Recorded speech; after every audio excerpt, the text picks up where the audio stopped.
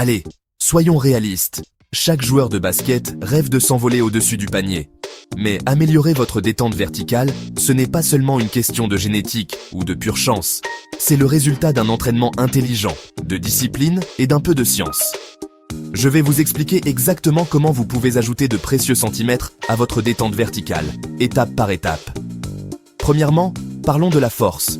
Si vous voulez des sauts explosifs, il vous faut des jambes puissantes. Concentrez-vous sur les mouvements composés comme les squats et les fentes. Visez 3 séries de 8 à 12 répétitions, 2 à 3 fois par semaine. N'oubliez pas vos fessiers et votre gainage. Ces muscles sont le véritable moteur lorsque vous décollez. Ensuite, tout est une question de pliométrie. Ce sont des exercices explosifs qui conditionnent vos muscles et votre système nerveux à réagir rapidement. Essayez les sauts sur boîte, les sauts en profondeur et les sauts groupés. Gardez les répétitions faibles, la qualité prime sur la quantité. 2 ou 3 fois par semaine, c'est amplement suffisant. Atterrissez toujours en douceur pour protéger vos genoux. Voici un conseil de pro, la mobilité compte. Si vos hanches, vos chevilles ou vos mollets sont raides, votre puissance ne se traduira pas en hauteur.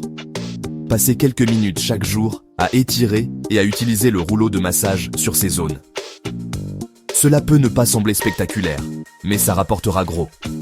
Maintenant, parlons de la technique. Les meilleurs sauteurs verticaux utilisent leurs bras et leur timing pour maximiser leur élévation. Entraînez votre balancement de bras. Commencez bas, puis propulsez vos bras vers le haut en explosant du sol. Travaillez à sauter des 2 pieds et d'un seul pied, car chacun a sa place dans le jeu. Et ne négligez pas la récupération. C'est pendant le repos que vos muscles se renforcent réellement.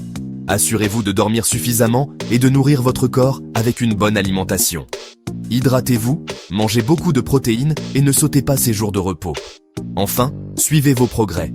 Mesurez votre détente verticale toutes les 2 semaines. C'est motivant de voir ces chiffres grimper. Et cela vous aide à identifier ce qui fonctionne et ce qui doit être ajusté. Alors, récapitulons.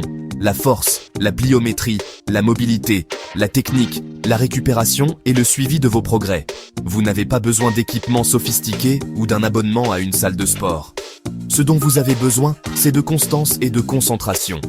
Dédiez-vous à cette routine et je vous garantis que vous sauterez plus haut et jouerez mieux, avant même de vous en rendre compte. Allez-y et montrez à tout le monde ce que vous avez dans le ventre. Votre détente verticale est entre vos mains. Au travail.